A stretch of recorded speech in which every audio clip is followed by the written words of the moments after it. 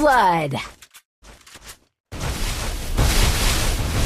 আপনার মন খারাপ হলে আপনি এই সূরাটা পড়বেন।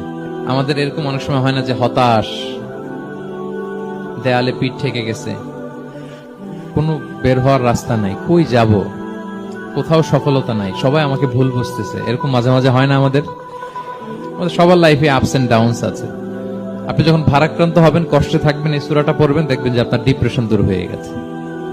তো আল্লাহর হাবিব সাল্লাল্লাহু আলাইহি ওয়াসাল্লাম যখন এরকম ভারাক্রান্ত ছিলেন, চিন্তিত ছিলেন, তখন আল্লাহর হাবিব সাল্লাল্লাহু আলাইহি ওয়াসাল্লামকে চিন্তামুক্ত করবার জন্য আল্লাহ তাআলা এই চমৎকার সূরাটি নাযিল করেছেন। আল্লাহ নাযিল করলেন, আউযু বিল্লাহি মিনাশ শাইতানির রাজিম, বিসমিল্লাহির রহমানির রহিম, ওয়াদ-দুহা ওয়াল-লাইলি ইযা সাজা মা ওয়াদ্দাআকা রাব্বুকা ওয়া মা ক্বালা ওয়ালাল আখিরাতু খায়রুল লাকা মিনাল উলা ওয়ালা সাওফা ইউতিকা রাব্বুকা ফাতারদা।